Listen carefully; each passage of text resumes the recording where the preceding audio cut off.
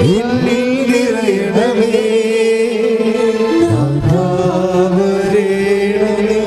സൗഖ്യം നൽകണമേ. ഒരുമിച്ച് സ്വരത്തോടെ എന്നിൽ നിറയണമേ. സൗഖ്യം നൽകണമേ. എന്നിൽ നിറയണമേ.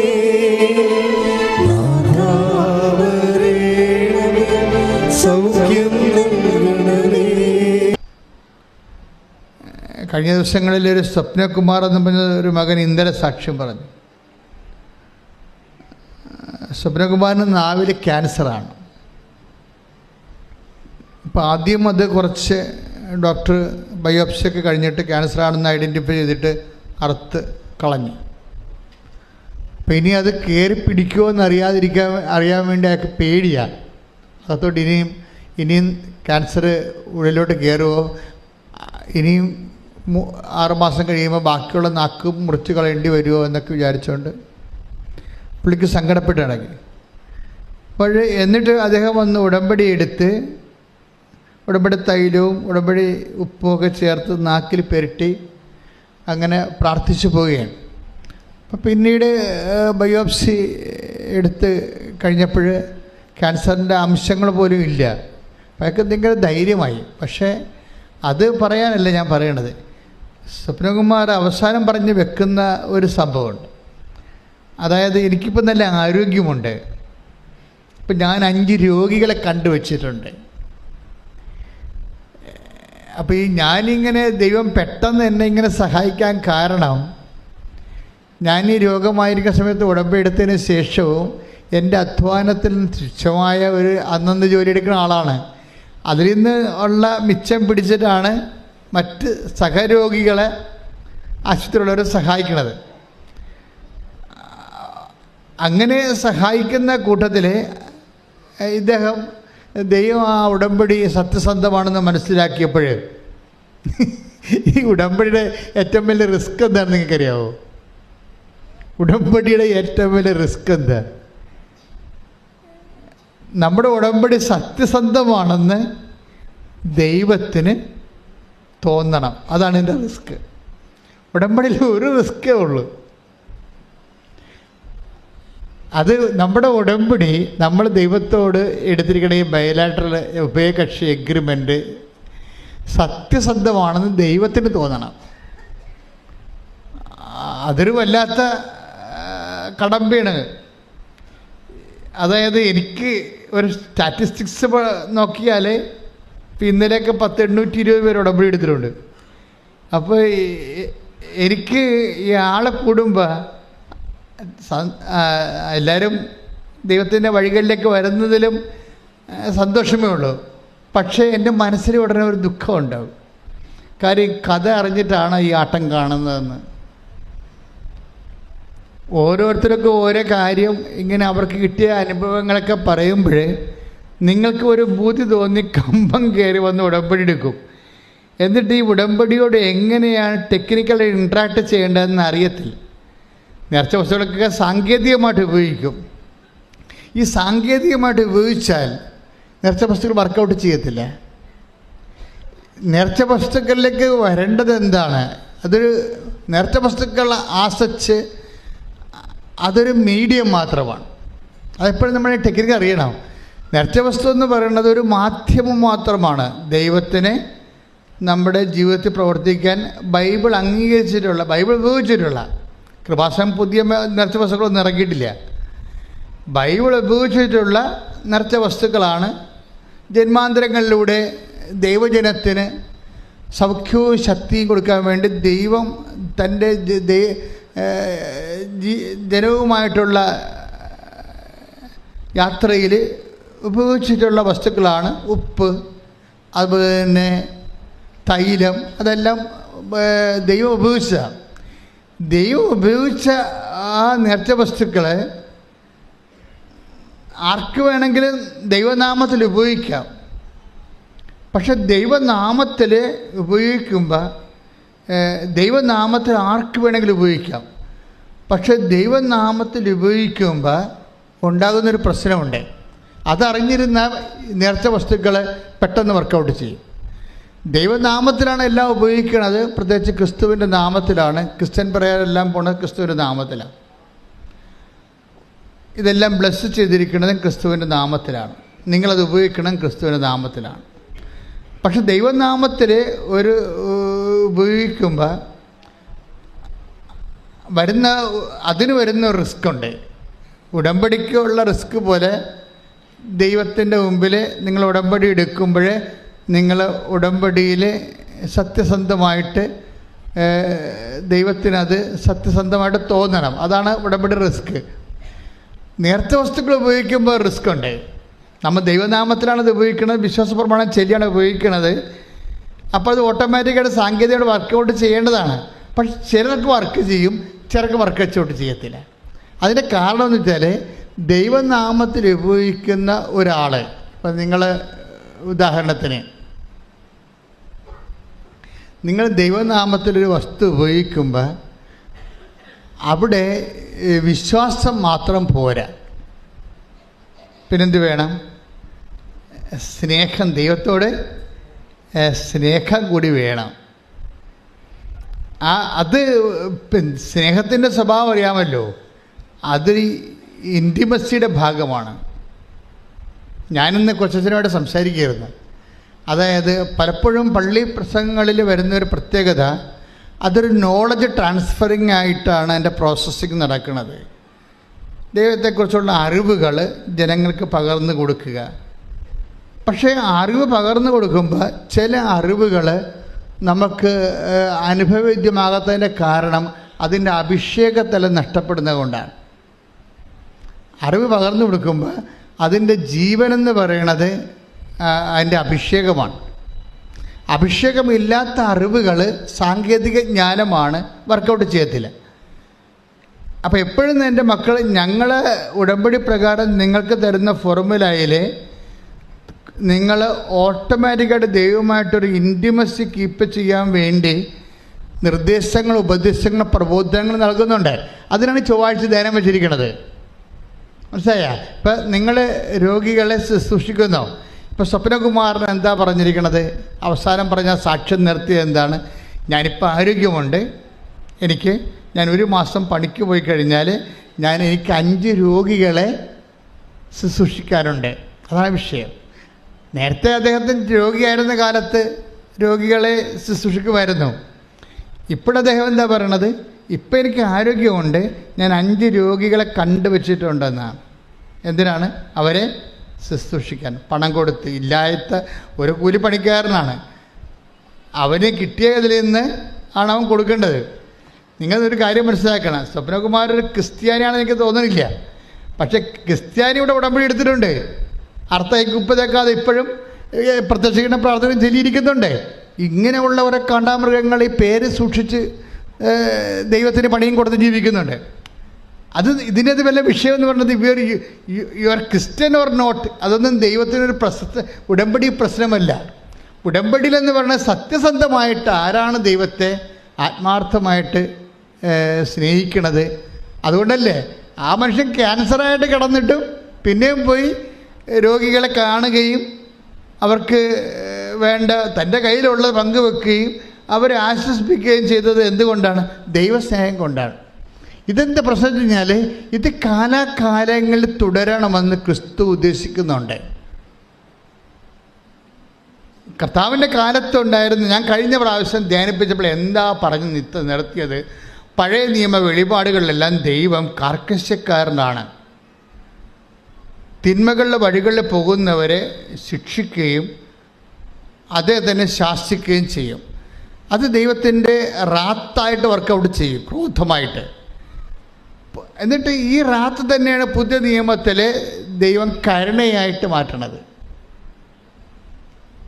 എന്നിട്ട് കർത്താവിൻ്റെ കഥകളിലെല്ലാം ഈ ആന്തരികമായ ചൈതന്യം എന്ന് പറയുന്നത് കരുണയാണ്. ഈ കരുണ എന്ന് പറയണത് നല്ല സമരിയക്കാരൻ്റെ കഥയിൽ അവസാനിക്കാനുള്ളതല്ല. നിത്യജീവൻ പ്രാപിക്കാൻ ഞാൻ എന്ത് ചെയ്യണമെന്ന് ചോദിച്ചപ്പോൾ യേശു നിയമജ്ഞനോട് മറുചോദ്യം ചോദിച്ചു, നിയമത്തിൽ എന്ത് എഴുതിയിരിക്കുന്നു? പറഞ്ഞു, നിന്നെ എല്ലാത്തിനും ദൈവത്തെ സ്നേഹിക്കുക, നിന്നെപ്പോലെ നിന്റെ അയൽക്കാരനെ സ്നേഹിക്കുക. അപ്പോൾ നിയമജ്ഞൻ തിരിച്ചു പറഞ്ഞ്, ഞാനിതെല്ലാം നേരത്തെ ചെയ്യുന്നുണ്ട്. അപ്പോഴേ പറഞ്ഞ്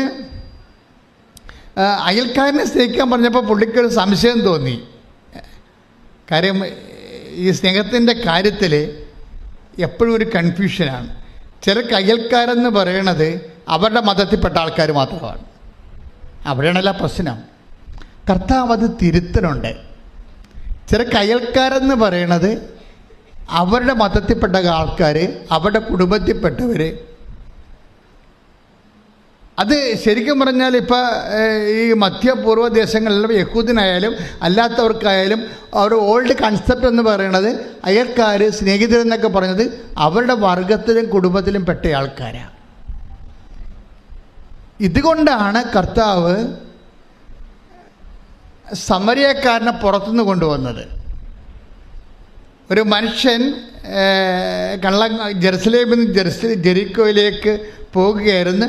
അവൻ കള്ളന്മാരുടെ കയ്യിൽ അകപ്പെട്ടു, അവനെ പരിക്ഷീണനാക്കി എന്ന് പറഞ്ഞപ്പോഴേ അവൻ വഴിവെക്കിൽ മരണത്തോട് മല്ലിട്ട് കിടക്കുമ്പോഴേ അവിടെ കൂടി കടന്നു പോകുന്ന 2 പേര് പറയുന്നുണ്ട്. ഒന്ന് പുരോഹിതൻ, അത് അവരുടെ കൂട്ടത്തിലുള്ള ആളാണ്. ഒന്ന് ലേവ്യൻ, അതും അൾത്താർ ശുശ്രൂഷകനായിട്ട് നിൽക്കുന്ന ആളാണ്. അപ്പോഴേ അയൽക്കാരനെ വേണമെങ്കിൽ ഈശോയ്ക്ക് ആ കഥയിൽ പുരോഹിതൻ അയൽക്കാരനാക്കാം, വേണമെങ്കിൽ ഈശോയ്ക്ക് ആ കഥയിൽ ലേവ്യനെ അയൽക്കാരനാക്കാം. അവർക്ക് സ്നേഹമില്ലാത്തതുകൊണ്ടല്ല പ്രശ്നം. അതായത് സമരക്കാരും യഹൂദരും തമ്മിൽ 400 കൊല്ലത്തെ ശത്രുത ഉണ്ട്. ഈ വർഗശത്രുത ഉള്ള ആൾക്കാരെ സ്നേഹത്തിൻ്റെ പരിധിയിലേക്ക് കൊണ്ടുവരാൻ വേണ്ടിയാണ് സമരക്കാരനെ ആ കഥയിൽ നല്ല സമരക്കാരനാക്കിയത്. ദാറ്റ് മീൻസ് ആരാണ് അയൽക്കാരനെന്ന് ചോദിച്ചാൽ വർഗശത്രുവിലിരിക്കുന്ന ആളിന് ഒരാവശ്യം വന്നു കഴിഞ്ഞാൽ ആർക്ക് സഹായിക്കാൻ കഴിയും, അയാൾ അയൽക്കാരൻ. കാര്യം ഇത് ദൈവിക പ്രബോധനമാണ്, മാനുഷിക പ്രബോധനമല്ല. ബൈബിളിൻ്റെ പ്രത്യേകത അതാണ്. മനുഷ്യന്മാരത് ചെയ്യുവോ ചെയ്യാതിരിക്കുവോ, അത് പ്രായോഗികമാണോ പ്രാക്ടിക്കലാണോ അല്ലയോ എന്നല്ല ബൈബിൾ നോക്കണത്. ബൈബിൾ നോക്കണത് ആ വിഷയം സത്യമാണോ എന്നാണ് നോക്കണത്, ദൈവികമാണോ. ദൈവത്തിൻ്റെ വചനങ്ങളാണ്. ദൈവത്തിൻ്റെ വചനങ്ങൾ ദൈവികമാകണം, അല്ല മാനുഷികമല്ല. മാനുഷികമാണ് വചനമെന്നുണ്ടെങ്കിൽ നിൻ്റെ കുടുംബത്തിലുള്ളവരെ സഹായിച്ചാൽ മതി. കർത്താവിൻ്റെ വചനം ദൈവികമായതുകൊണ്ട് ദൈവത്തിൻ്റെ സ്വഭാവമാണ് വചനത്തിനുള്ളത്. അതുകൊണ്ടാണ് വർഗശത്രുവിനെ അയൽക്കാരനാക്കിയത്. പ്രാർത്ഥിക്കുക, കർത്താവായ ദൈവമേ, അങ്ങയോട് ഉടമ്പടി ചെയ്യുക വഴി അങ്ങയുടെ മനസ്സിന് അനുപേക്ഷണീയമായി ദൈവിക നിലവാരമുള്ള സ്വഭാവ പ്രവർത്തനങ്ങളിലേക്ക് എന്നെ അഭിഷേകം ചെയ്ത് ഉയർത്തണമേ. ശ്രുതിക്കട്ടെ, ഹല്ലേലൂയ.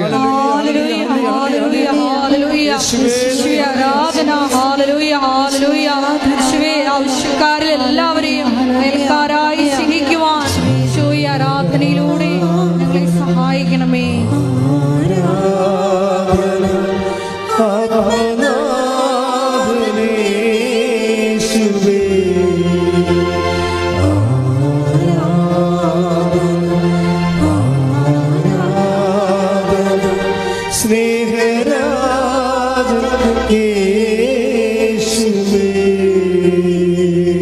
അപ്പോഴേ സ്വപ്നകുമാരൻ പറയണത്, ഞാൻ ഇനി 5 രോഗികളെ കൂടി ശുശ്രൂഷിക്കുമെന്ന് പറയുമ്പോൾ അദ്ദേഹത്തിൻ്റെ ശുശ്രൂഷയും പരസ്നേഹവും വർദ്ധിച്ചു.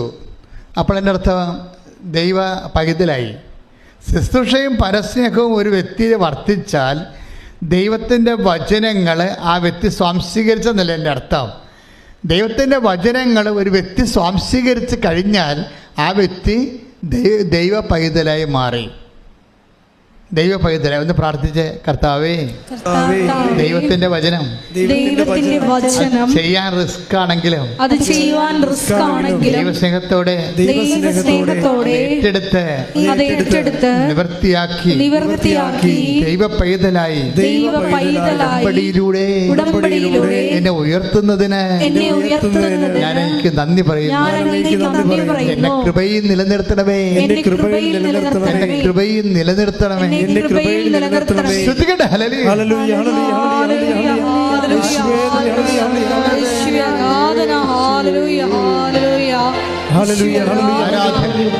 ഹല്ലേലൂയ,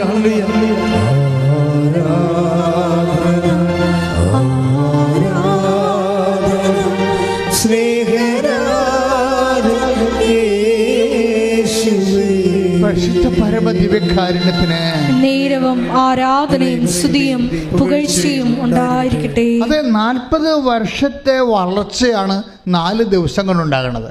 അതാണ് മറ്റ് പ്രാർത്ഥനകളിൽ നിന്ന് ഉടമ്പടി വ്യത്യസ്തമായിരിക്കുന്നത്.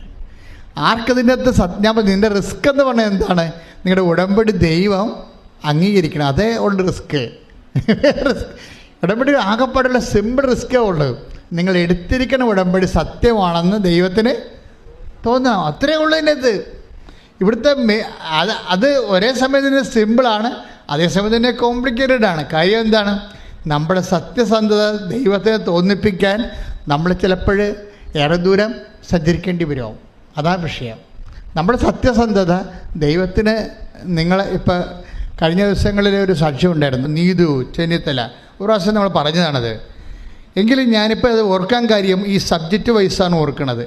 നീതു വർഷങ്ങളായിട്ട് മക്കളില്ലാത്ത ആളാണ്. പക്ഷേ ഈ നീതു എങ്ങനെ കുഞ്ഞുങ്ങളെ കിട്ടിയത്?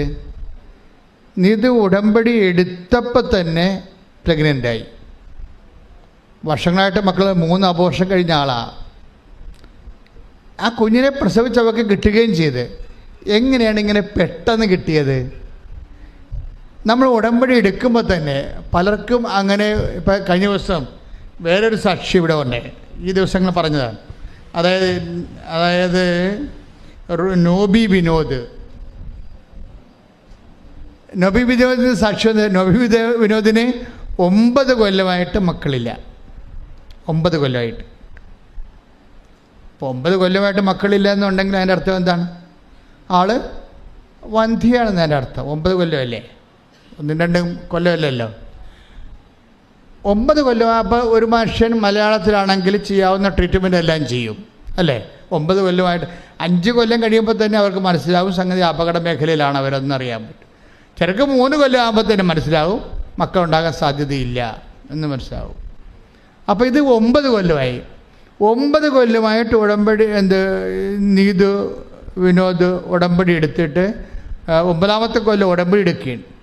ഉടമ്പടി എടുത്തിട്ട് അച്ഛനെ കാണാൻ വരുമ്പോൾ ഞാൻ ഇവളുടെ തലയിൽ കൈവച്ച് പ്രാർത്ഥിക്കുമ്പോൾ ഞാൻ അവളോട് പറയുന്ന വാക്കുണ്ട്. എന്താ പറയണത്?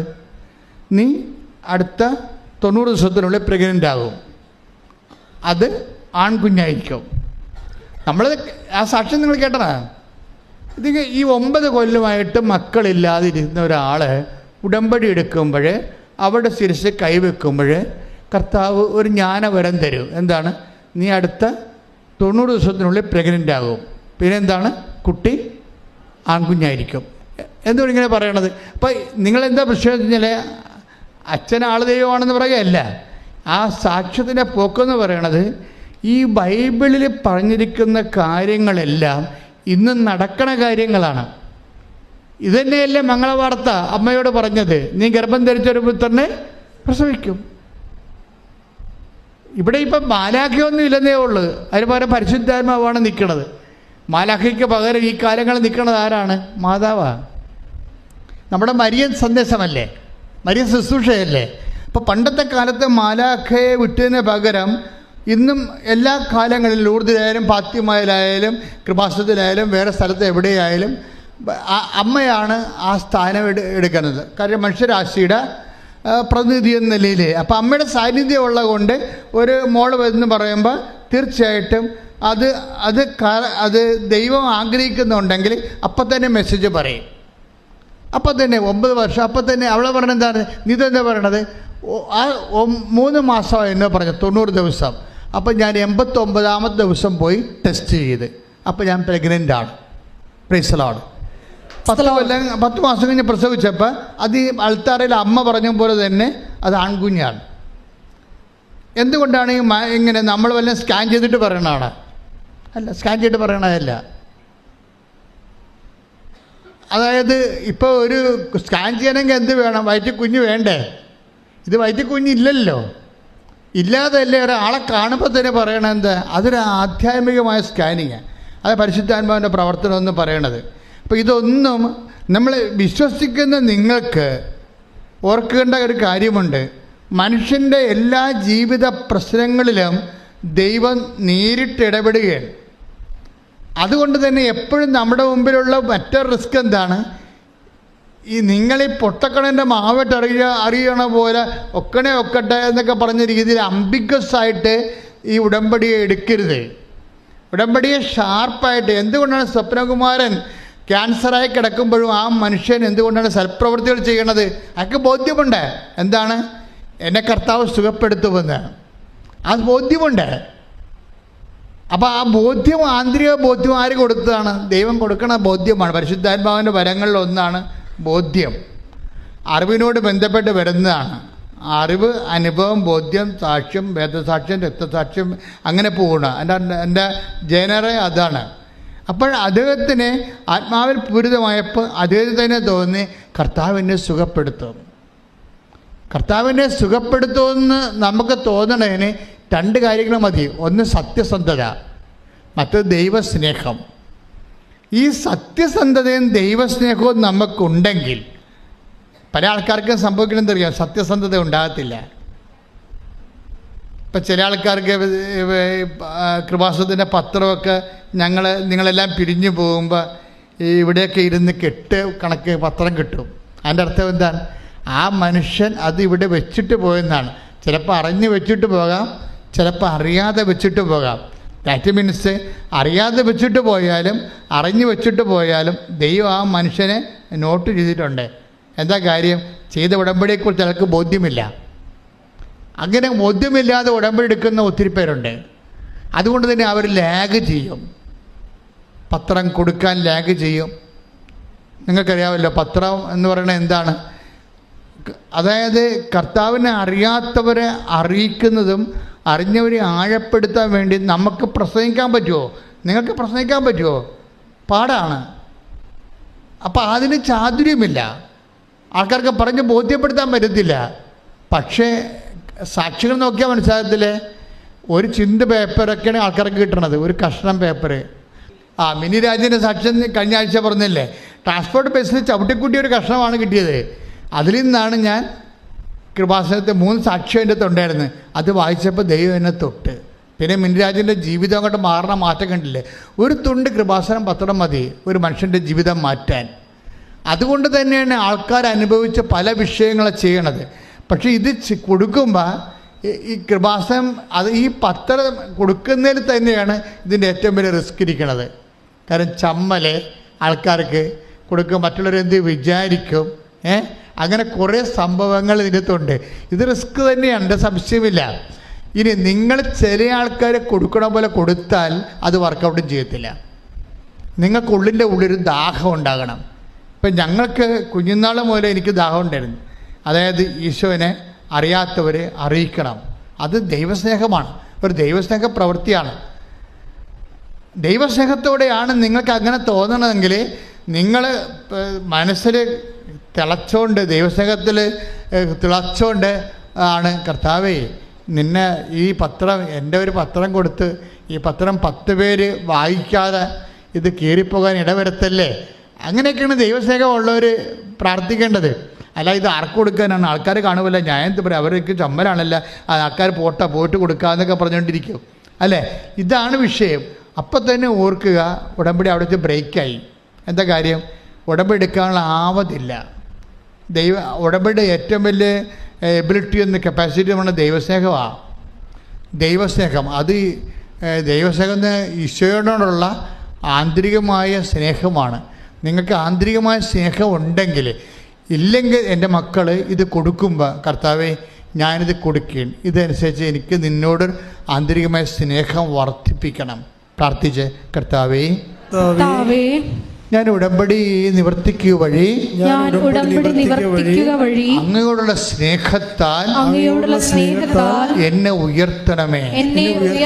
ഈ കാലങ്ങളിലെ ഈ തലമുറയ്ക്ക് അങ്ങേ കൈമാറ്റി കൊടുക്കുവാൻ എന്നെ ഉപകരണമാക്കിയതിന് ഞാൻ നന്ദി പറയുന്നു. കർത്താവേ, നീ എന്നെ സുവിശേഷത്തിന്റെ ഉപകരണമാക്കണമേ. ശ്രദ്ധിക്കട്ടെ. ഹല്ലേലൂയ, ഹല്ലേലൂയ, ഹല്ലേലൂയ. യേശുവേ ആരാധന. ഹല്ലേലൂയ, ഹല്ലേലൂയ. യേശുവേ ആരാധന. ഹല്ലേലൂയ. പരിശുദ്ധാത്മാവേ, പരിശുദ്ധാത്മാവേ, വരദാനത്തിൻ അഭിഷേകം കൊണ്ട് എന്നെ നിറയ്ക്കണമേ. പരിശുദ്ധാത്മാവേ, പരിശുദ്ധാത്മാവേ, ലോകത്തിന്മേൽ വിജയം നേടാൻ ധീരതയേകണമേ. പരിശുദ്ധാത്മാവേ, പരിശുദ്ധാത്മാവേ, ലോകത്തിന്മേൽ വിജയം നേടാൻ ധീരതയേകണമേ. ഉടമ്പടി ഉള്ളവർ എല്ലാവരും ചിന്തിക്കേണ്ടത് ദൈവത്തിൻ്റെ മുന്നറിവിനെക്കുറിച്ച്. ഇതാണ് റിസ്ക് എന്ന് പറയണത്. നമ്മളുടെ ഇന്നത്തെ സബ്ജക്റ്റ് എന്താണ്? ഉടമ്പടിയുടെ റിസ്ക്. അത് സാഹസികത. ഇതിൻ്റെ പിന്നിലുള്ള നമ്മൾക്ക് വരുന്ന സാഹസികത. അതിനകത്ത് വരുന്നത് എന്താണ്? നമ്മൾ ഉടമ്പടി എടുക്കുമ്പോൾ തന്നെ ദൈവത്തിന് നമ്മളെക്കുറിച്ചുള്ള കറക്റ്റ് റിപ്പോർട്ട് കയ്യിൽ കിട്ടും.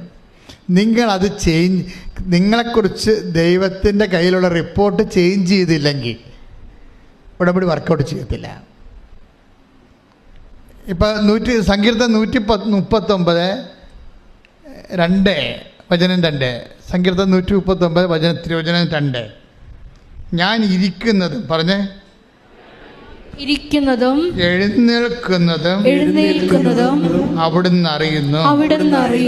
എന്റെ വിചാരങ്ങൾ അവിടുന്ന് അകലെ നിന്ന് മനസ്സിലാക്കുന്നു. ഈ വിചാരമാണ് പ്രോബ്ലം. സങ്കീർത്തനം 139:2 പറഞ്ഞ എന്റെ വിചാരങ്ങൾ അവിടുന്ന് അകലെ നിന്ന് മനസ്സിലാക്കുന്നു. അപ്പൊ ഉടമ്പടി ഉപ്പ്, ഉടമ്പടി തൈലം, പത്രം, അതിനോട് ബന്ധപ്പെട്ട പ്രേക്ഷിത പ്രവർത്തനങ്ങളെ ഇതിനെക്കുറിച്ചൊക്കെ നിങ്ങൾക്കൊരു വിചാരം ഉണ്ടാകുമല്ലോ, ഇല്ലേ? നിങ്ങൾക്കൊരു വിചാരം ഉണ്ടാവും. എന്താ വിചാരം? ഇത് കൊടുത്ത് നോക്കാം, വെക്കട്ടെ. ചിലപ്പോൾ അതായിരിക്കും നിങ്ങളുടെ വിചാരം. കിട്ടിയാൽ കൊള്ളാമെന്നുള്ള ഒക്കെ. അപ്പം നിങ്ങൾക്ക് അതിനെക്കുറിച്ച് ഒരു ആഴമായ വിശ്വാസമില്ല. ഒരു അഴകുഴമ്പനായിട്ടുള്ള ഒരു അറിവാണ് ഇതിനെക്കുറിച്ച് ഉള്ളത്.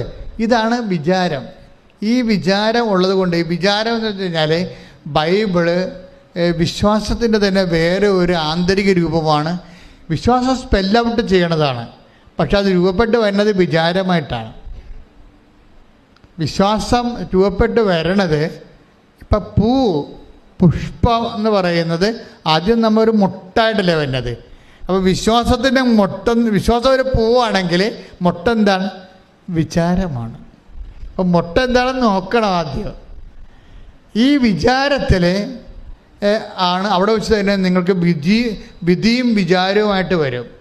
നിങ്ങളുടെ വിചാരം പൊട്ടയാണെങ്കിൽ അപ്പം തന്നെ വിധിയായി, ഉടമ്പടി വർക്കൗട്ട് ചെയ്യത്തില്ല. നിങ്ങളുടെ വിചാരം കറക്റ്റാണ് എങ്കിൽ നമുക്ക് ഇത് ദൈവത്തെ സ്നേഹിക്കാനും ദൈവത്തോട് അടുക്കാനും ജീവിതത്തിൽ എനിക്ക് കിട്ടിയ ഏറ്റവും വലിയൊരു അവസരമാണിത്. ഇപ്പം ചിലക്ക് വന്ന് സാക്ഷ്യം പറയുന്നത്, ദൈവമേ, എന്നെ ആദ്യമായി എന്നെ ഈ പുണ്യഭൂമിയിലേക്ക് വിളിച്ച ദൈവത്തിന് നന്ദി പറയണം എന്നൊക്കെയാണ് ആൾക്കാർ പറയണത്. കേൾക്കട്ടെ, എത്ര പേരാണ് പറയണത്? അപ്പോൾ അവർക്ക് ആ ഒരു വിചാരമുണ്ട്. എന്താണ്? ഒരു പുണ്യഭൂമിയാണ്, ദൈവമാണ് എന്നെ വിളിച്ചിരിക്കുന്നത്. അതൊരു വിചാരമാണ്. അതുകൊണ്ട് തന്നെയാണ് വിചാരങ്ങൾ ആദ്യം വിശുദ്ധീകരിക്കേണ്ടി വരും. ഉടമ്പടി എടുക്കുന്നവരും ഉടമ്പടി ജീവിക്കുന്നവരും വിചാരം വിശുദ്ധീകരിക്കണം. പ്രാർത്ഥിക്കുക, കർത്താവേ കർത്താവേ, എന്റെ ആന്തരിക വിചാരങ്ങളെ എന്റെ ആന്തരിക വിചാരങ്ങളെ വിശുദ്ധ രക്തത്താൽ നിന്റെ വിശുദ്ധ രക്തത്താൽ കഴുകി വിശുദ്ധീകരിക്കണമേ. കഴുകി വിശുദ്ധീകരിക്കണമേ. ശ്രുതികട ഹല്ലേലൂയ. ഹല്ലേലൂയ, ഹല്ലേലൂയ, ഹല്ലേലൂയ. പ്രഭാഷണം 17:19. ശ്രുതികട ഹല്ലേലൂയ. ഹല്ലേലൂയ, ഹല്ലേലൂയ, ഹല്ലേലൂയ, ഹല്ലേലൂയ. യേശുവേ, ആരാധന, ആരാധന, ആരാധന. ഹല്ലേലൂയ, ഹല്ലേലൂയ, ഹല്ലേലൂയ, ഹല്ലേലൂയ. പ്രഭാഷണം 17:19. അവരുടെ പ്രവൃത്തികൾ പറഞ്ഞു, അവരുടെ പ്രവൃത്തികൾ അവിടുത്തെ മുമ്പിൽ സൂര്യപ്രകാശം പോലെ വ്യക്തമാണ്. സൂര്യപ്രകാശം പോലെ വ്യക്തമാണ്. അവരുടെ മാർഗങ്ങളിൽ അവിടുത്തെ ദൃഷ്ടി പതിഞ്ഞിരിക്കുന്നു. അപ്പൊ അവരുടെ പ്രവൃത്തികൾ അവിടുത്തെ മുമ്പിൽ സൂര്യപ്രകാശം പോലെ വ്യക്തമാണ്. അപ്പം നമ്മൾ എന്താ ചെയ്യും? നമ്മൾ ഉടമ്പടിയിൽ എന്ത് ചെയ്യും? എങ്ങനെ ചെയ്യും? എന്തുകൊണ്ട് ചെയ്യും? ഇതെല്ലാം അവിടെ പ്രവൃത്തികൾ അവിടുത്തെ മുമ്പിൽ സൂര്യപ്രകാശം പോലെ വ്യക്തമാണ്. അപ്പം അതുകൊണ്ട് പറ്റിക്കലൊന്നും നടക്കത്തില്ലെന്നർത്ഥം. പറ്റിക്കലൊന്നും നടക്കത്തില്ല. പിന്നെ എങ്ങനെ ഒപ്പിച്ചുണ്ടാക്കാൻ പറ്റത്തില്ല. ആത്മാർത്ഥതയില്ലാതെ ഇതൊന്നും വർക്കൗട്ട് ചെയ്യത്തില്ല. ഉടമ്പടി ഈ സ്നേഹവും അതേസമയം തന്നെ അതിനകത്തുള്ളതാണ് ആത്മാർത്ഥത എന്ന് പറയുന്നത്. പ്രാർത്ഥിക്കുക, കർത്താവായ ദൈവമേ, ഉടമ്പടി നിബന്ധനകളോട് ആത്മാർത്ഥതയോടെ പെരുമാറാൻ പ്രതികരിക്കാനും എന്നെ അഭിഷേകം ചെയ്യണമേ. പ്രഭാഷകം 39:19. ശ്രുതികട ഹല്ലേലൂയ. ഹല്ലേലൂയ, ഹല്ലേലൂയ, ഹല്ലേലൂയ, ഹല്ലേലൂയ. യേശുവേ നന്ദി. ഹല്ലേലൂയ, ഹല്ലേലൂയ, ഹല്ലേലൂയ. ഹല്ലേലൂയ, ഹല്ലേലൂയ. പ്രഭാഷകൻ 39:19. മർത്യന്റെ പ്രവൃത്തികൾ അവിടുന്ന് കാണുന്നു, അവിടുത്തെ ദൃഷ്ടിയിൽ നിന്ന് ഒന്നും മറഞ്ഞിരിക്കുന്നില്ല. Praise the Lord. അവിടുത്തെ ദൃഷ്ടിയിൽ നിന്ന് പറഞ്ഞേ, അവിടുത്തെ ദൃഷ്ടിയിൽ നിന്ന് ഒന്നും മറഞ്ഞിരിക്കുന്നില്ല. ഇതൊരു series of word of God ആണ്. ഏതാണ്ട് ഒരേ സ്വഭാവമുള്ള കുറേ വചനങ്ങളാണ്. അതുകൊണ്ട് തന്നെയാണ് ഞാൻ എന്തിനാ ഇപ്പം നിങ്ങളുടെ അടുത്ത് പറയണമെന്ന് പറഞ്ഞു വെച്ച് കഴിഞ്ഞാൽ, ചിലർക്ക് ഉടമ്പടിക്ക് അനുഭവത്തിന് സ്പീഡില്ല. അതാണ് പറയാൻ കാരണം. ചിലർക്ക് സ്പീഡ് കുറയും. ഇങ്ങനെ ഇത്രയും ലാഗ് ചെയ്യേണ്ട ഒരു കാര്യമില്ല. ഉടമ്പടി ഒരു വേഗതയുടെ പ്രാർത്ഥനയാണ്, ആത്മീയ പദ്ധതിയാണ്. അപ്പം അവിടെ പറഞ്ഞിരിക്കുന്ന വിഷയങ്ങൾ ദൈവസ്നേഹത്തോടെ ചെയ്യണം. പക്ഷേ ദൈവസ്നേഹത്തിന് പകരം എന്താ പറ്റിയിരിക്കണമെന്ന് ചോദിച്ചാൽ വസ്തുസ്നേഹമോ വിഷയസ്നേഹമോ ആണ് വരണത്. അത് ഞാൻ എപ്പോഴും നിങ്ങളോട് പറയണതാണ്. വസ്തുസ്നേഹം എന്ന് പറഞ്ഞാൽ എന്താണ്?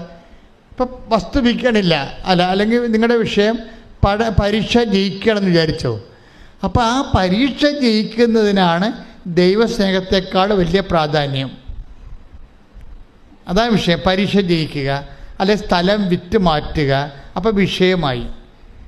അപ്പം നിങ്ങൾ അല്ലെങ്കിൽ വിസ വരിക, PR വരിക, ഇങ്ങനെ കുറേ ആൾക്കാർ ഇൻഡക്ഷൻ വെക്കത്തില്ലേ?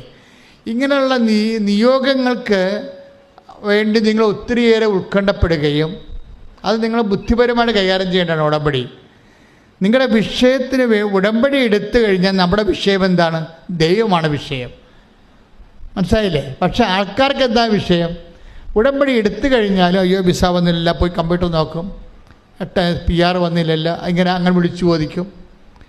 അപ്പം നിങ്ങൾ ഉടമ്പടി എടുത്തിട്ട് വിളിച്ച് നിങ്ങളുടെ ആൾക്കാരൊക്കെ വിളിച്ചു ചോദിക്കണേ, റിസൾട്ട് വന്ന, PR വന്ന, വിസ വന്ന, ഓവർ ലെറ്റർ വന്ന എന്ന് അങ്ങോട്ടും ഇങ്ങോട്ടൊക്കെ വിളിച്ചു ചോദിച്ചുകൊണ്ടിരിക്കുകയാണ്. They are not least concern about the ഉടമ്പടി. They are committed. അവർ ചെയ്തിട്ടുള്ള കമൻറ്റിനെ കുറിച്ച് അവർക്ക് ബോധമില്ല. അപ്പം നിങ്ങൾക്ക് ഈ വസ്തുക്കൾക്കും വിഷയങ്ങൾക്കും കാണിക്കുന്ന വെബ്രാളവും പരവേശവും ദൈവത്തെ സ്നേഹിക്കാൻ കാണിച്ച പ്രശ്നം തീർന്ന് പിടികിട്ടിയ. നിങ്ങളെ വിഷയം നേടാൻ വസ്തുതകൾ വ്യക്തികളോട് ഇൻട്രാക്ട് ചെയ്യുന്ന അതേ ഒരു വ്യഗ്രത ദൈവത്തെ സ്നേഹിക്കാൻ തീരുമാനിച്ച വിഷയം ഞാൻ ദൈവത്തിന് ഏൽപ്പിച്ചു. അത്രയേ ഉള്ളൂ. എൻ്റെ കണ്ണുനീര്, എൻ്റെ ഭാരം, അതെന്ത് തന്നെയായാലും. ഒന്നുമില്ലെങ്കിൽ പൊട്ടന്മാരെ, ഞാനൊരു കാര്യം പറയട്ടെ, ഈ ലോകത്ത് ഏറ്റവും കൂടുതൽ ദൈവം ഇടപെട്ടൊരു അൾത്താറാണിത്. അത് എനിക്ക് മനസ്സിലാകാം. എന്നോട് ആദ്യമൊക്കെ എൻ്റെ എൻ്റെ മുതിർന്ന സഭാ ശുശ്രൂഷകർ എന്നോട് പറയും, അച്ഛാ ഇത്രയും സാക്ഷിയൊക്കെ ഒന്ന് ഇരണ്ട കേട്ടോ എന്ന് പറയും. അപ്പോൾ ഇതെന്ത് സാക്ഷ്യത്തിൻ്റെ ധ്യാന കേന്ദ്രമാണെന്ന് പറയും. അപ്പോൾ ഞാൻ അവരോട് എതിർപ്പൊന്നും പറയത്തില്ല, എൻ്റെ ഒരു സ്വഭാവമാണത്. ചെയ്താലും ചെയ്തില്ലെങ്കിലും ഞാൻ ആ വിഷയത്തിൽ സംസാരിക്കത്തില്ല. കാര്യം അർത്ഥശൂന്യമായ വാഗ്വാദങ്ങളിൽ ഇടപെടരുതെന്ന് കർത്താവിൻ്റെ വചനത്തിലുണ്ട്. അപ്പോൾ സുപ്പീരിയേഴ്സ് എന്നോട് പറഞ്ഞാൽ ഞാൻ മിണ്ടാണ്ടിരിക്കുകയുള്ളൂ. എന്താ കാര്യം? ഉടമ്പടിക്ക് അത് പുതിയ പദ്ധതിയാണ് ദൈവത്തിൻ്റെ. അതിന് വേണ്ട സ്ഥിരീകരണം എന്താ വേണ്ടത്? സാക്ഷ്യമാണ് വേണ്ടത്. സാക്ഷ്യമല്ലാതെ നമ്മൾ എന്ത് ഉടമ്പടി പറഞ്ഞിട്ടും കാര്യമില്ല. ഇതെന്ത് വർക്കൗട്ട് ചെയ്തതെന്ന് അറിയണം. ഉടമ്പടി കുറച്ച് കാലം പിന്നപ്പെട്ടപ്പോൾ തന്നെ 10,000 സാക്ഷ്യങ്ങളായി. 10,000 സാക്ഷ്യങ്ങളെന്നല്ല പറയേണ്ടത്. ഒരു രോഗസൗഖ്യവും അല്ലെങ്കിൽ മദ്യപാനവും അല്ലെങ്കിൽ ജീവിതം നവീകരണവും എന്നുള്ള മിനിമം ആധ്യാത്മിക അനുഭവത്തിൽ നിന്ന് ഒരു മനുഷ്യൻ അനുഭവിക്കുന്ന ഈ സൂര്യന് താഴെ അനുഭവിക്കുന്ന എല്ലാ പ്രശ്നങ്ങളിലും ദൈവം ഇടപെടാൻ പറ്റിയ ഏറ്റവും ലളിതവും സുശക്തവുമായൊരു മാർഗമായി ഈ ദിവസങ്ങളിലുള്ളിൽ ഉടമ്പടി ഉയർത്തപ്പെട്ടതിന് ദൈവത്തെ നന്ദി പറഞ്ഞിട്ട് സ്തുതിക്കട്ടെ. ഹല്ലേലൂയ.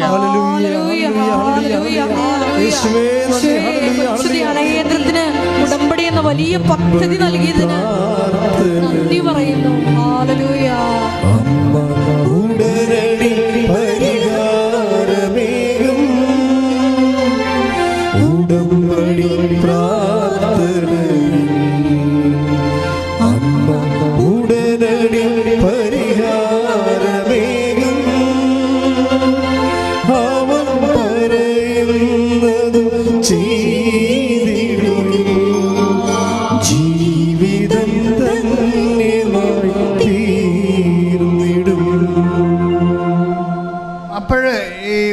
നമ്മൾ എന്തിനാ ഉടമ്പടി ധ്യാന പ്രബോധനങ്ങൾ വെക്കണം? എന്തുകൊണ്ടാണെന്ന് വെച്ചാൽ ഈ ഉടമ്പടി അനുവർത്തിക്കുമ്പോൾ ഒരു വ്യക്തിക്കുണ്ടാകേണ്ട അടിസ്ഥാന മനോഗുണങ്ങളുണ്ട്. അതിലൊന്നാണ് ദൈവസ്നേഹം, പിന്നെ എന്താണ്? സത്യസന്ധത. ഇത് രണ്ടും കറക്റ്റ് ചെയ്താൽ തന്നെ ഉടമ്പടി ഉടനെ പോകാൻ തുടങ്ങും. ദൈവസ്നേഹവും സത്യസന്ധതയും. പിന്നെ വിഷയത്തിൽ നിന്ന് മനസ്സ് മാറ്റണം. ഇപ്പം നിങ്ങൾ ഭാര്യ ഭർത്താവിൽ അകന്നിരിക്കുകയാണ്. അപ്പോൾ നിങ്ങൾ വന്ന് ഉടമ്പടി എടുത്ത് വണ്ടി കയറി വീട്ടിൽ ചെന്ന് ഇവിടെ ഉടനെ മെസ്സേജ് എടുത്ത് നോക്കാം. ദൈവമേ, അവിടെ ചെല്ലുമ്പോൾ തന്നെ കാല് കുത്തുമ്പോൾ തന്നെ ഭർത്താവ് വിളിക്കുമെന്നാണല്ലോ പറയണത്, നോക്കിയേക്കാവുന്നത്. ഒരു പരിപാടി ചെയ്തിട്ടില്ലേ, ആകപ്പാടെ വന്ന് ഉടമ്പടി എടുത്തിട്ടേ ഉള്ളൂ. ഇപ്പം തന്നെ റിസൾട്ടിനെ കുറിച്ച് അവളുടെ വിഷയത്തെക്കുറിച്ചും ആവശ്യമില്ലാത്ത ആദ്യമാണ്. ദൈവം അത് ചെയ്തോളും മോളെ. നീ ദൈവത്തെ ആദ്യം സ്നേഹിച്ച് നീ ദൈവവും തമ്മിലും നീ ഇപ്പം ഭർത്താവുമായി ഡൈവേഴ്സ് ചെയ്ത കാര്യമല്ലേ, അയാൾ ഇനി പിള്ളേരുമായിട്ട് തന്നെ തിരിച്ചു വന്നോട്ടാ. എന്നാലും എത്ര കൊല്ലം നിങ്ങൾ ജീവിക്കും? 50 കൊല്ലം കൂടി ജീവിക്കും. പിന്നെ ചത്ത പോലെ രണ്ടും പല കാര്യമുണ്ടാ ഇല്ലേ? പക്ഷെ നിങ്ങൾ ദൈവവുമായി ഡൈവേഴ്സായല്ല. അതെന്താ നിങ്ങൾക്ക് പ്രശ്നമില്ലാത്തത്? ആദ്യം ദൈവവുമായിട്ട് ഡൈവേഴ്സായിട്ടല്ലേ ഭർത്താവുമായി ഡൈവേഴ്സ് ആയത്? അതല്ലേ നമ്മൾ ചിന്തിക്കേണ്ടത്. ആദ്യം ദൈവവുമായിട്ട് ഇന്ന് ഡൈവേഴ്സ് ആയിട്ടല്ലേ ഇപ്പം ഭാര്യയുമായി ഡൈവേഴ്സ് ആയത്. നിങ്ങൾ ദൈവവുമായിട്ട് യൂണിയനിൽ വരിക. ആദ്യം പ്രാർത്ഥിക്കുക, കർത്താവായ ദൈവമേ, അങ്ങയുമായി എനിക്കുണ്ടായിരുന്ന ബന്ധത്തിൽ നിന്ന് മോചനം നേടി ഞാൻ ഒറ്റയ്ക്ക് ജീവിച്ചു പോയ കാലങ്ങളെ ഓർത്ത് ഞാൻ മാപ്പ് ചോദിക്കുന്നു. കർത്താവേ, ആരെല്ലാം പിരിഞ്ഞാലും കുറച്ച് കാലത്തേക്കാണെന്നുള്ള ബോധ്യം എനിക്ക് നൽകണമേ. അതേസമയം അങ്ങുമായി പിരിഞ്ഞാൽ നിത്യദേവതയെ പിരിയുന്നു എന്നുള്ള സങ്കടങ്ങളാൽ എന്നെ അഭിഷേകം ചെയ്യണമേ. ശ്രദ്ധിക്കട്ടെ.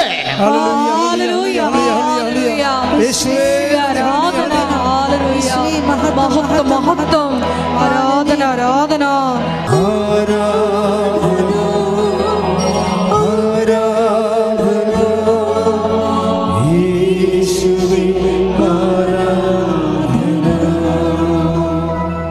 എന്തിനാണ് ഈ ഉടമ്പടി പ്രബോധനങ്ങളെന്നറിയാവോ? അപ്പം ഇങ്ങനെയുള്ള ഉടമ്പടിയുടെ മുന്നോട്ടുള്ള അതിൻ്റെ ചെയ്വനകളിലെ നമുക്കുണ്ടാകുന്ന പെശകുകളെ പരിഹരിച്ചുകൊണ്ട് അത് ക്വാളിറ്റേറ്റ്, അതിൻ്റെ ഗുണനിലവാരം വർദ്ധിപ്പിക്കുക, അതേപോലെ തന്നെ എൻ്റെ സ്പീഡ് വർദ്ധിപ്പിക്കുക, ഇതെല്ലാം ചെയ്യാൻ വേണ്ടി കുറച്ച് റിപ്പയറിങ് വേണം. അതിനാണ് അച്ഛൻ എപ്പോഴും ഉടമ്പടി ധ്യാനം നടത്തിയിരിക്കുന്നത്. പിന്നെ എന്താണ്, ഈശോയ്ക്ക് നിങ്ങൾക്കറിയാമല്ലോ, ഇപ്പം ശമരിയക്കാരൻ്റെ കഥ പറഞ്ഞപ്പോഴേ കർത്താവ് എന്താ പറഞ്ഞത്? നീയും പോയി അതുപോലെ ചെയ്യുക. അവൻ്റെ ചോദ്യം എന്തായിരുന്നു? 10:25 ചോദ്യം എന്തായിരുന്നു? ലുക്കാൻ്റെ സുവിശേഷം, ഗുരു, നിത്യജീവൻ അവകാശമാക്കാൻ ഞാൻ എന്ത് ചെയ്യണം? എന്ന് പറഞ്ഞേ, ഗുരു നിത്യജീവൻ അവകാശമാക്കാൻ ഞാൻ എന്ത് ചെയ്യണം? അപ്പൊ ജീവനും അവകാശമാക്കാൻ ഞാൻ എന്ത് ചൊല്ലണമെന്നല്ല. അതാ പ്രശ്നം. ഉടമ്പടിയുടെ കണ്ടന്റ് അവിടെ ഉണ്ട് അല്ലേ? ഞാൻ എന്ത് ചെയ്യണം? അപ്പം അയാൾക്ക് മനസ്സിലായി, അയാൾക്ക് നിയമജ്ഞന് കാര്യം മനസ്സിലായി. ചൊല്ലിയത് കൊണ്ട് കാര്യമൊന്നുമില്ല, ചെയ്യേണ്ടി വരുമെന്നറിയാം. അത് കർത്താവിനോട് തന്നെ ചോദിച്ചു. നിത്യജീവൻ എനിക്ക് വേണ്ടത് 10-80 കൊല്ലത്തെ ജീവിതമല്ല, നിത്യത വരെയുള്ള ജീവിതമാണ്. അത് നിത്യത വരെയുള്ള ജീവിതം കിട്ടാൻ ചൊല്ലിക്കൊണ്ടിരുന്ന ശരിയാകത്തില്ല, എന്തെങ്കിലും ചെയ്യേണ്ടി വരുമെന്ന് പുള്ളിക്കറിയാം. എന്തെങ്കിലും ചെയ്യേണ്ടി വരും, പക്ഷെ എന്താണ് ചെയ്യേണ്ടതെന്ന് പുള്ളിക്ക് അറിയത്തില്ല. അതൊരു കർത്താവിനോട് ചോദിച്ചു, ഞാൻ എന്താണ് ചെയ്യേണ്ടത്? അപ്പം ചെയ്യേണ്ടത്, ഒന്ന്, നീ ദൈവത്തെ സ്നേഹിക്കണം, രണ്ടാമത് അയൽക്കാരനെ സ്നേഹിക്കണം. അപ്പോൾ അയാൾ ചോദിച്ചു, ആരാണ് എൻ്റെ അയൽക്കാർ? അപ്പോൾ പറഞ്ഞു, ബന്ധവും സ്വന്തവും വർഗവും മതവും ഒന്നും അല്ല നോക്കേണ്ടത്. മനുഷ്യന് ഒരു ആവശ്യം വന്നാൽ ആ മനുഷ്യനായിട്ടയാളെ കണ്ടിട്ട് ദൈവത്തിൻ്റെ പേരിൽ അയാളെ കാണണം. അയാളുടെ മതം നിങ്ങളുടെ മതക്കാരനായിരിക്കത്തില്ല, നിങ്ങളുടെ ജാതിക്കാരനായിരിക്കത്തില്ല, പക്ഷേ ഒരാവശ്യക്കാരനായി കണ്ടാൽ ആരായിട്ട് കാണണം? അയാളെ ദൈവമായിട്ട് കാണണം. അതാണ് പ്രശ്നം. എന്താണ്? അതുകൊണ്ടാണ് ഈശോ പറഞ്ഞത്, ഞാൻ രോഗിയായിരുന്നു പറഞ്ഞത്. ഈശോ എന്ത് രസമാണെന്നറിയോ? ഞാൻ രോഗിയായിരുന്നു. ശ്രദ്ധിക്കട്ടെ.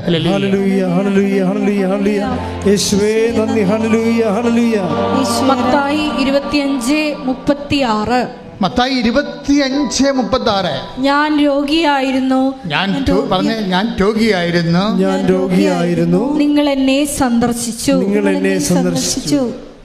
നിങ്ങൾക്കറിയാമല്ലോ, ഞാൻ പണ്ട് 2013 വേളാങ്കണ്ണി അമ്മയുടെ അടുത്ത് നിൽക്കുന്ന സമയത്ത് അമ്മ എന്നോട് പറഞ്ഞു ഹോസ്പിറ്റൽ മിഷൻ എന്ന് പറഞ്ഞു. അപ്പോൾ ഞാൻ വിജയകുമാരൻ കൂടി ഇവിടെ വന്നു പ്രേക്ഷകരെല്ലാം വിളിച്ച് കൂട്ടിയിട്ട് പറഞ്ഞു, ഹോസ്പിറ്റലിൽ പോകണം, അവിടെ ഒരു മിഷനുണ്ട്. അപ്പോൾ വിജയകുമാർ എന്നോട്, ഞാനിത് ഹോസ്പിറ്റൽ മിഷൻ എന്ന് വേളാങ്കണ്ണി വെച്ച് പറഞ്ഞപ്പോൾ വിജയകുമാർ എന്നോട് പറഞ്ഞത്, നമ്മളിപ്പോൾ മിഷൻ ഹോസ്പിറ്റൽ സ്ഥാപിക്കേണ്ടി വരും അല്ലേ അച്ഛാന്ന്, മിഷൻ ഹോസ്പിറ്റലിലെ. ഞാൻ പറഞ്ഞു, ആവശ്യത്തിന് ഹോസ്പിറ്റൽ കേരളത്തിലുണ്ട്. അതല്ല, ഹോസ്പിറ്റലിൽ പോയിട്ട് പതറിക്കിടക്കുന്ന ആൾക്കാർക്ക് പൈസ കൊടുക്കണം, അതുപോലെ തന്നെ പണം കൊടുക്കണം, രോഗം അവർക്ക് പ്രത്യാശ കൊടുക്കേണ്ട പ്രത്യാശ കൊടുക്കണം. അങ്ങനെ ഒരു 10-40 പേരെ വിളിച്ചിട്ട് ഞങ്ങൾ ഹോസ്പിറ്റൽ മിഷൻ തുടങ്ങി.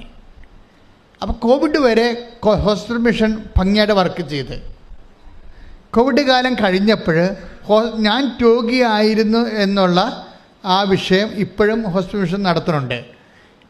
പക്ഷേ എന്താ പ്രശ്നം? പണ്ട് 40 പേരാണ് ഇവിടുന്ന് പോയിക്കൊണ്ടിരുന്നത് രോഗികളെ കാണാൻ, ഓരോ ആശുപത്രിയും പോവും. ഇന്നിപ്പോഴെന്താണ് 4 ലക്ഷം പേരാണ് പോണത്. അപ്പം അമ്മ അന്നേ ഉടമ്പടിയുടെ ഐഡിയ അമ്മയുടെ മനസ്സിലുണ്ടായിരുന്നു. ഉടമ്പടി വന്ന് വരോ നിങ്ങൾ തിന്നത് 2013 എൻ്റെ ഫസ്റ്റ് റെവലേഷൻ വരണത്. എന്താണ്?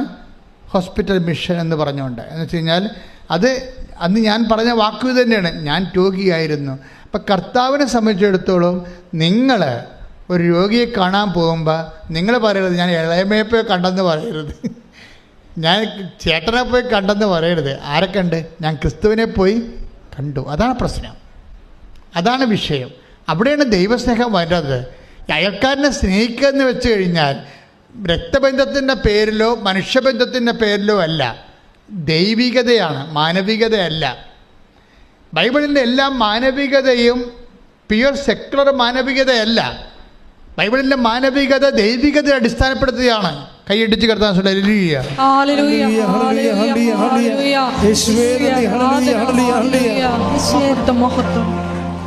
അത് ഇപ്പം ചില സെക്കുലർ സംഘടനകൾക്കെല്ലാം മാനവികതയ്ക്ക് പ്രാധാന്യം കൊടുത്തിട്ട് മനുഷ്യാവകാശമൊക്കെ പറയുന്ന ഫെഡറലായിട്ടുള്ള ആൾക്കാരുണ്ട്. അതുപോലെ തന്നെ ആധുനിക കാലങ്ങളിൽ ദൈവത്തെ മാറ്റി നിർത്തി ചിന്തിക്കുന്നവരും ആലോചിക്കുന്നവരും ജീവിക്കുന്നവരും ഒക്കെ മാനവികതയെക്കുറിച്ച് പറയാറുണ്ട്. കാര്യം ഇവന്മാർക്ക് എവിടെയെങ്കിലും ഒന്ന് കാലുകുത്തണ്ടേ? അതിന് ഇവർ എന്തിനു വേണ്ടി പ്രവർത്തിക്കുന്നു, എന്തിനു വേണ്ടി ജീവിതം ഒഴിഞ്ഞു വെക്കണമെന്ന് ചോദിച്ചു കഴിഞ്ഞാൽ ഉടനെ അവർ പറയും മാനവികത എന്ന് പറയും. ഈ മാനവികത അടിസ്ഥാനം എന്താണ്? ദൈവികതയാണ്. അതുകൊണ്ടാണ് ക്രിസ്തു പറഞ്ഞത്, നിങ്ങളെ സഹായിക്കുമ്പോൾ ഞാൻ ഞാൻ നഗ്നനായിരുന്നു, നിങ്ങളെന്നെ ഉടുപ്പിച്ചു. അതെന്താണ്? അത് ആ ഉടുപ്പിക്കുന്ന വസ്തു നമ്മൾ ചെയ്യുമ്പോൾ നമ്മൾ കാണിക്കുന്ന മാനവികത ദൈവികതയിൽ അടിസ്ഥാനപ്പെടുത്തിയതാണ്. ദൈവികത അടിസ്ഥാനപ്പെടുത്താതെ ഒരു മാനവികത ചെയ്താൽ അതിൻ്റെ എത്തിക്സ് എവിടെ പോയി നിൽക്കും? ഓരോരുത്തും പോയി നിൽക്കത്തില്ല. It is left in the air. താഴെ മോളിൽ പൂവില്ല, താഴെ വേരുമില്ലാത്ത ഒരു ധാർമ്മികത എത്ര കാലം ഇവിടെ നിലനിൽക്കും? അതിനുവേണ്ടി ആർക്ക് രക്തസാക്ഷിയാകാൻ പറ്റും? സഭയിൽ എന്തുകൊണ്ടാണ് ഇത്തരം രക്തസാക്ഷികളുള്ളത്? അതായത് സഭയുടെ ധാർമ്മികതയ്ക്ക് കാലുകൊത്താനൊരു ഇടമുണ്ട്. സഭയുടെ ധാർമ്മികതയ്ക്ക് പൂത്തു നിൽക്കുമ്പോൾ അത് നിറയെ ഫലങ്ങൾ കായ്ക്കുന്നുണ്ടെങ്കിൽ അതിൻ്റെ അടിവേരുകൾ ദൈവത്തിൽ ഊന്നിയതാണ്. എന്തുകൊണ്ടാണ് രക്തസാക്ഷികൾ ആ ധാർമ്മിക മേഖല നമുക്ക് കൂടെ ഉള്ളത്? വേദസാക്ഷികളും മാർത്തരേസായാലും ഫാദർ ഡാമിനായാലും അവിടെയൊക്കെ അവരുടെ ജീവിതം ഇതിനു വേണ്ടി ഹോമിച്ച് വെക്കുമ്പോൾ അതിൻ്റെ ഉദ്ദേശം എന്താണ്? ഒരു മാനവികതയിലാണ് അവർ നിൽക്കുന്നത്. പക്ഷേ അതിനെന്താണ്? ദൈവികതയാണ്.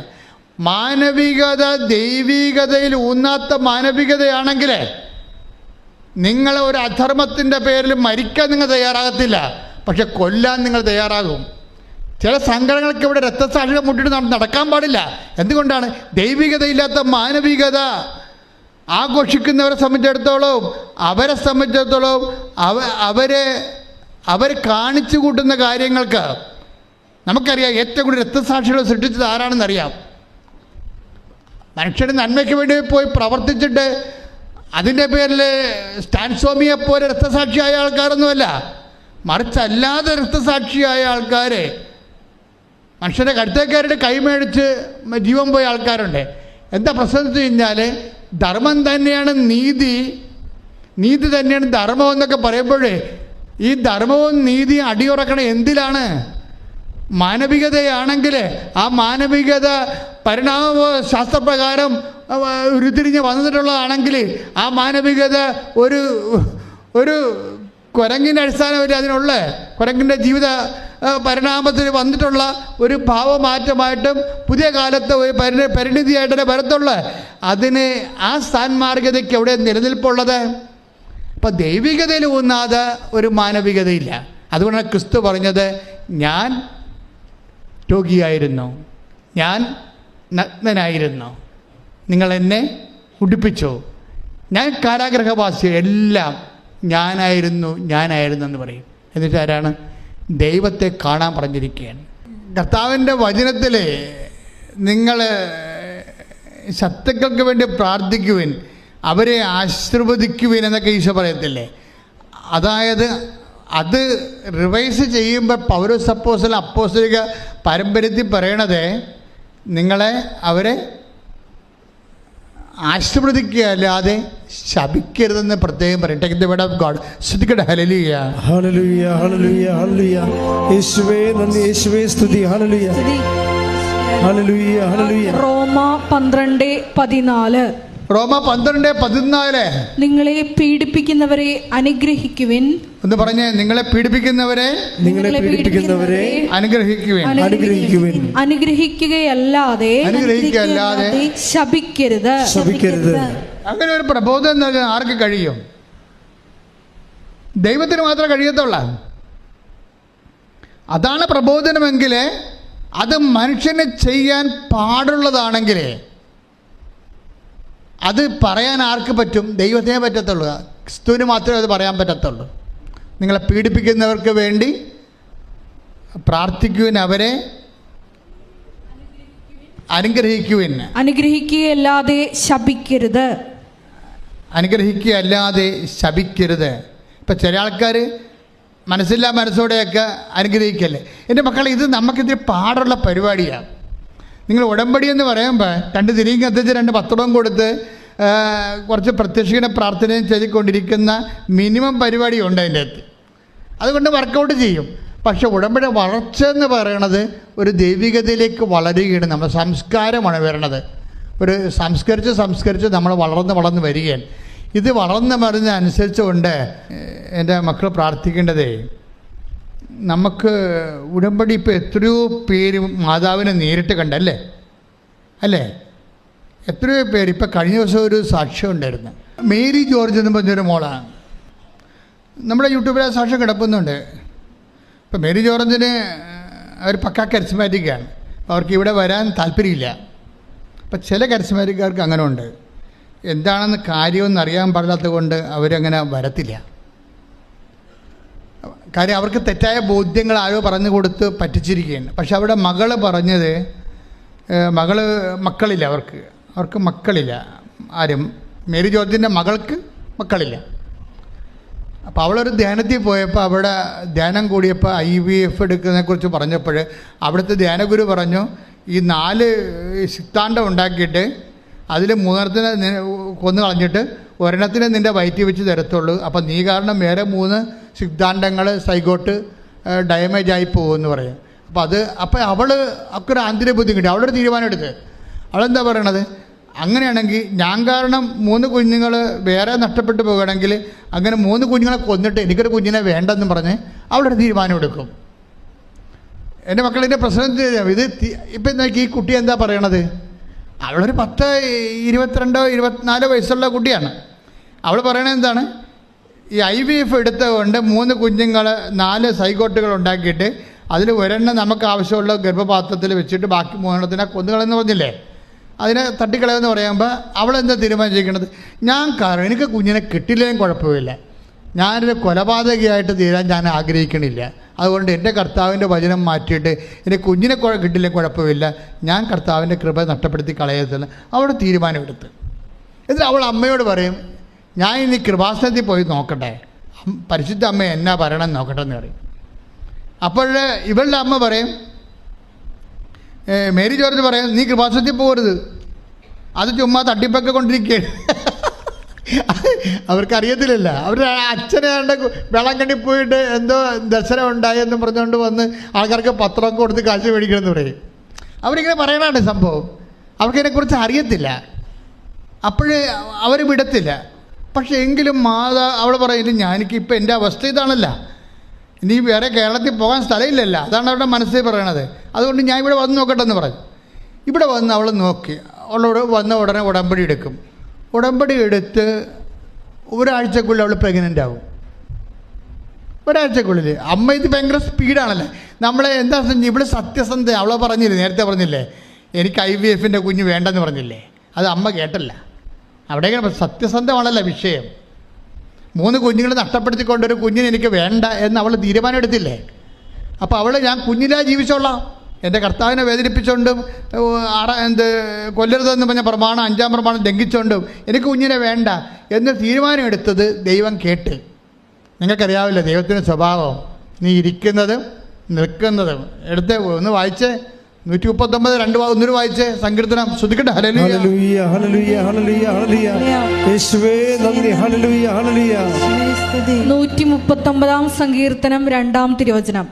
ഞാൻ ഇരിക്കുന്നതും എഴുന്നേൽക്കുന്നതും അവിടുന്ന് അറിയുന്നു, എൻ്റെ വിചാരങ്ങൾ അവിടുന്ന് അകലെ നിന്ന് മനസ്സിലാക്കുന്നു. ഇതാ വിഷയം. അതായത് നമ്മളൊരു സംഭവം മനസ്സിൽ വിചാരിക്കുമ്പോഴും പറയുമ്പോഴും ഒക്കെ ദൈവം അത് കേൾക്കുന്നുണ്ടെന്നുള്ള ബോധം ഉണ്ടാകണം. അതെല്ലായിടത്തും ഉണ്ടാകണം. ദൈവത്തിനൊന്നും മറക്കാൻ പറ്റത്തില്ല. നീ എവിടെ പോയി ഒളിച്ചാൽ ആ താഴേക്ക് വായിച്ച് എൻ്റെ നടപ്പും കിടപ്പും അങ്ങ് പരിശോധിച്ചറിയുന്നു, എൻ്റെ മാർഗങ്ങൾ അങ്ങേക്ക് നന്നായി അറിയാം. ആകാശത്തിൽ കയറിയാൽ അങ്ങ് അവിടെയുണ്ട്, ഞാൻ പാതാളത്തിൽ കിടക്ക വിരിച്ചാൽ അങ്ങ് അവിടെയുണ്ട്. പ്രൈസലാണ്. അതായത് നമ്മൾക്ക് ദൈവത്തിന് മുമ്പിൽ നിന്ന് മറഞ്ഞിരിക്കാൻ പറ്റത്തില്ല. ചില വിഡ്ഢിയുടെ പറയവയോ, പിന്നെ 10,000 കോടി മനുഷ്യരല്ലേ, അവരിൽ നമ്മുടെ കാര്യം എങ്ങനെയാണ് ദൈവത്തിന് അറിയാൻ പറ്റും? ജനക്കൂട്ടത്തിൽ ഒളിച്ച് നടക്കണ വിഡ്ഢികാന്മാരുണ്ടേ, ജനക്കൂട്ടത്തിൽ ഒളിച്ച് നടക്കണ വിഡ്ഢിയാന്മാരെ. നിങ്ങൾ പറയണത് ദൈവത്തിന് എങ്ങനെ അറിയാൻ പറ്റുമെന്നാണ്. നിങ്ങൾക്കറിയാമല്ലോ, ഈ ആൾക്കാർ നടക്കുന്ന കാര്യങ്ങൾ അറിയാൻ പാടില്ലേ? ആൾക്കാർ നടക്കും ഓരോ വ്യക്തിയെക്കുറിച്ചും, ഓരോ വ്യക്തിയുടെ ചിന്തകൾ, ചെയ്തികൾ, ആ വ്യക്തിയുടെ മൂവ്മെൻറ്റ്സ്, എല്ലാ കാര്യങ്ങളെക്കുറിച്ചും കർത്താവിൻ്റെ തിരുസന്നിധിയിൽ കൃത്യജ്ഞാനമുണ്ട്. അതുകൊണ്ട് തന്നെ എന്തുമാത്രം നമ്മൾ വിശുദ്ധിയോടെ ജീവിക്കുക. ഒന്ന് പ്രാർത്ഥിച്ച മക്കളെ, കർത്താവായ ദൈവമേ, സത്യസന്ധമായി ജീവിക്കാൻ, വിശുദ്ധിയോടെ സാക്ഷിയാകാൻ, എനിക്ക് ആന്തരികമായ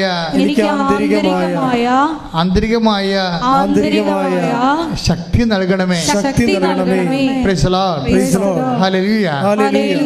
അതായത് ഉടമ്പടി ദൈവമായിട്ടുള്ള ഒരു ഇൻട്രാക്ഷനുള്ള പേഴ്സണൽ പ്രസൻസ് ഫീൽ ചെയ്യുന്ന ഏറ്റവും വലിയ ഒരു പ്രാർത്ഥനാ പദ്ധതിയാണ്.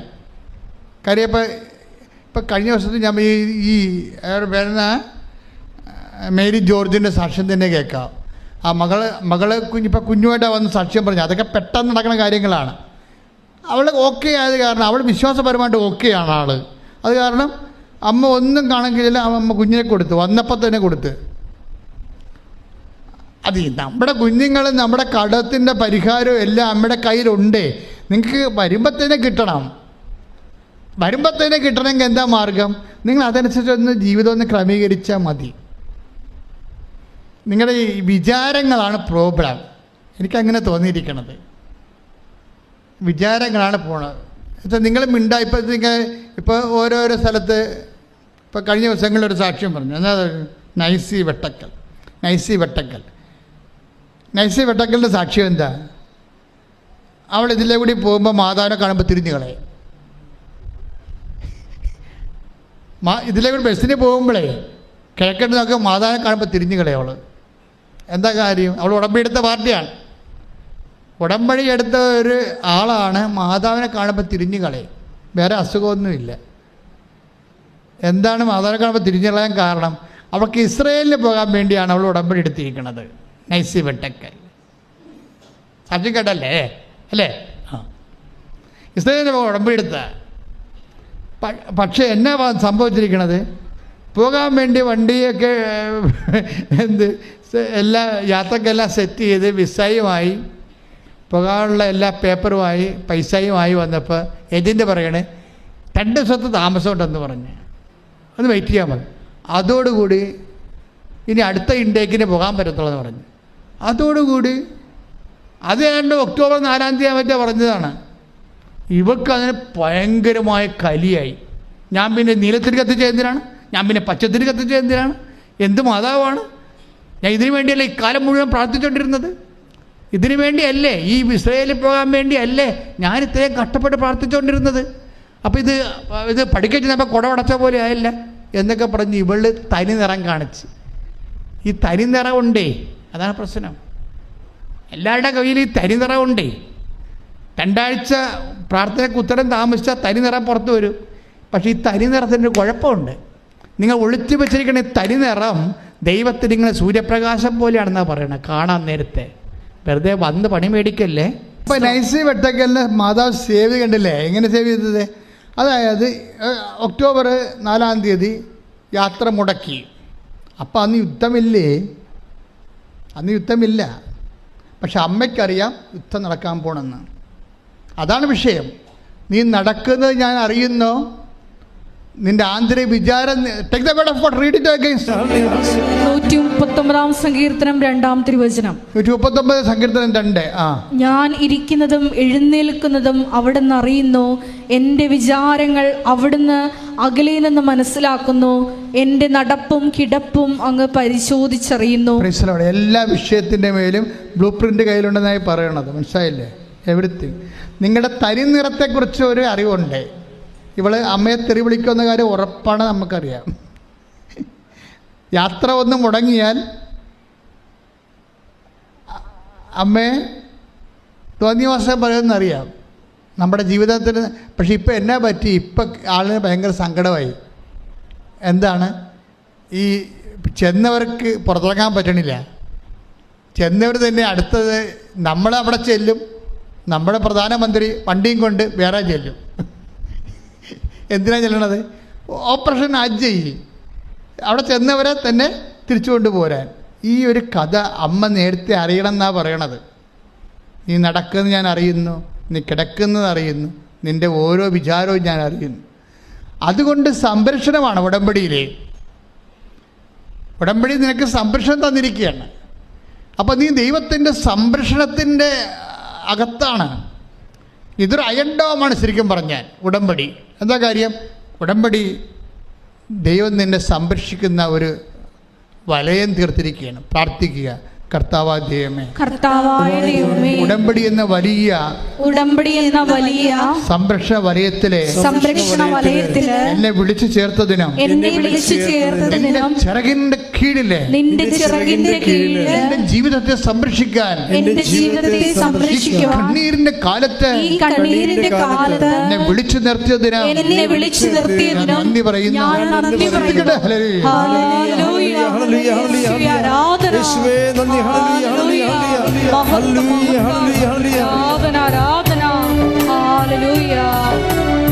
ഒന്ന് എഴുന്നേറ്റ്